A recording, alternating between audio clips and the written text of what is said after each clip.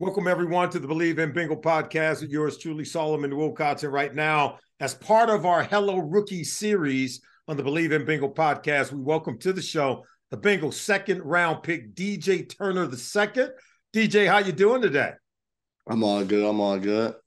Well, hey, first of all, man, when I saw that 40 time that you put down at the scouting combine, 4.26, you still got smoke coming off your heels, man, from Yeah. laying down that kind of 40 time. And then you had a 10-11 broad jump, 38 and a half feet vertical. Where'd all this talent come from? Where'd you get that kind of speed? Man, I guess my parents. Uh, my dad said he ran 4.3 when he played, so I guess gotta be there. That's good. Did you run track? Not really. Like I played basketball in high school. Okay. That's pretty cool, man. You can lay down that kind of 40 time, dude, without the track background. You just, kind of took off your flip-flops and went out there and Yeah. did it, right? Yeah. All right, well, help our Bengals fans get to know you a little bit better. DJ Turner II. What does DJ stand for? What are those initials for? So my real name, I'm Juan Drago. So Juandrago, one word. And yeah, I'm the second. Named after my dad.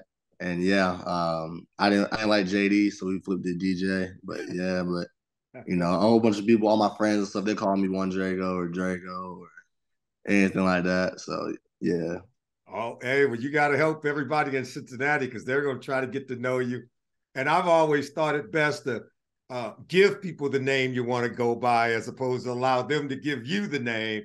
So in what best case scenario, what's the name that you want to be forever known as here in the Queen City?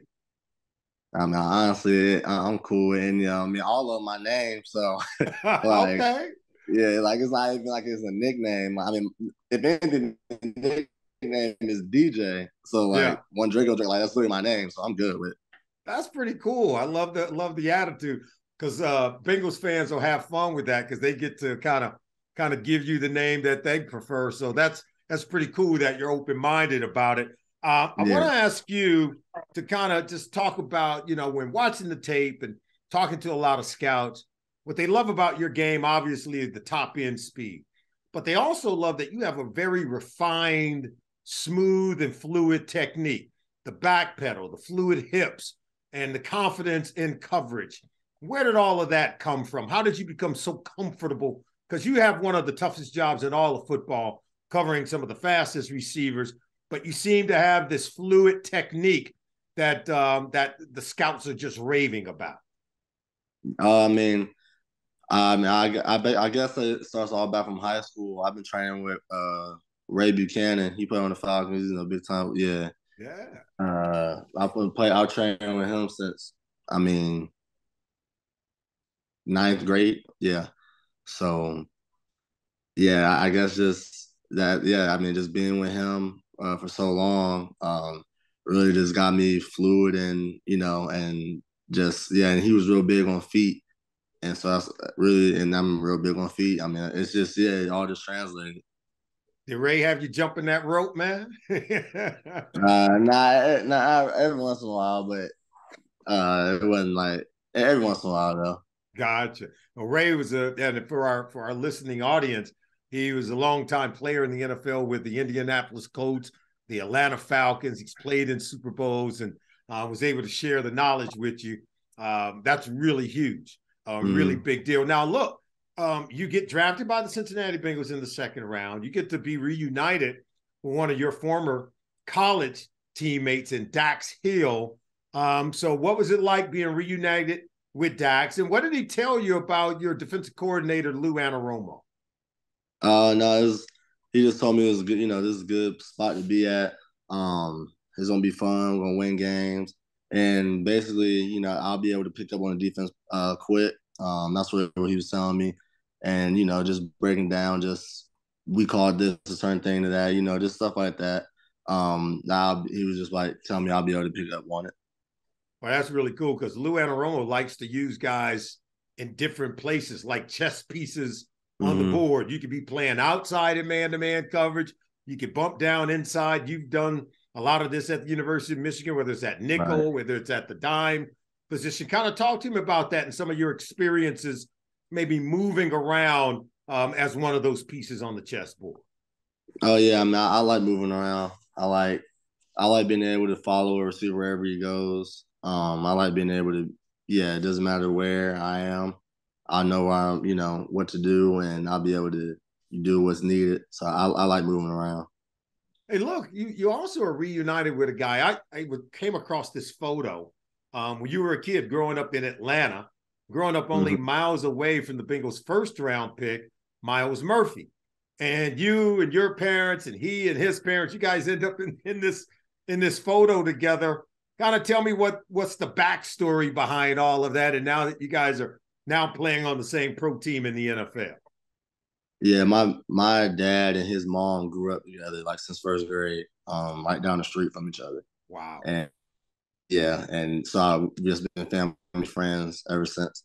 And yeah, literally like yeah, there's been they grew up with each other ever since first grade. So and that's all, family friends and stuff. And I think it was like a birthday party somewhere that picture was taken.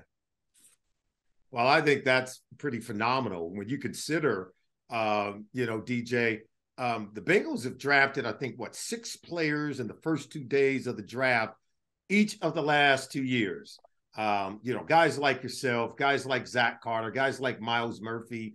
Obviously, when you take a look at the players in this year's draft and last year's draft, Cam Taylor-Britt, what comes to mind when you see how many young guys, first and second year defensive players that are going to be playing together to kind of rebuild this defense for the Cincinnati Bengals? Oh, I mean, that they know where to use people at the use their strengths early. I can see, like I saw Cam playing a lot last year. And it was just certain stuff like that to where, like you said, because you put people in certain spots, so to succeed. So I see that. It's got to be exciting. What is it about your time spent at the University of Michigan that you feel has best prepared you to play at the next level in the NFL? I just say just the standard we was held to. Um, yeah, like it wasn't okay to miss lists or be late to meetings or anything like that. Like it was not okay to do that, and so I just feel like that would translate over to the NFL pretty well. Oh no, there's no doubt, man. University of Michigan, you guys run a tight ship, very professional environment to say the least, Exactly. and Exactly. the same could be expected being on a team led by your head coach Zach Taylor. Want to also know, because I know it's early, you guys are all just arrived and getting acclimated to everything, but you gotta probably, I'm sure, anticipate that you're going to be practicing every day against one of the best trio of receivers anywhere in the National Football League, and Jamar Chase, T. Higgins, and Tyler Boyd. What comes to mind when you know you're going to be working against these guys every single day? I think that's a real good thing. I'll be definitely prepared for the games. I won't see harder than what I see in practice. And so I just feel that's a real positive thing to look at. That I'll be able to take any receiving core in the league and confidently because I see better at practice. There is no doubt about that. But you're used to that. You're used to playing against some of the best that the nation has to offer. Now it's just going to be the same thing going up against these guys every single day in practice. Talk to me about maybe some of the biggest adjustments that you think you'll have to make in terms of just continuing to improve at the next level. I mean, I'm not sure yet because I haven't gotten into it, but I just feel like just the mental game of it, Yeah. just at the next level. Um, just yeah, just see what the vets say, and just pick up as I go. This the routine, just the daily routines that you have to do, keep your body healthy, stuff like that. Look, you've been playing this game for a long time since you were a kid, right? All the way since you were a kid through high school and college. What is it about the game of football that you love the most? I just say the team. It's just cool being on the team. I've never been on a team where I didn't like my teammates. Yeah, I got that. That's just never happened before, and so it's just fun, just just being around the team and just a competitive aspect of it. I say those are top two. Well, that's something that the Cincinnati Bengals are known for, being a tight-knit, close Mm-hmm. group, and you're part of a real young group on the back end of the secondary, as I was talking about some of those young guys that drafted in your same draft class, and some maybe have come in last year. Who was your favorite NFL player, DJ, growing up? Who was the guy that you enjoyed watching? Um, Growing up, I had to say I always look Patrick Peterson or Tyler Matthew. I always watched those. Yeah, I always watched them. Two LSU guys, too. What was it about their game that you liked?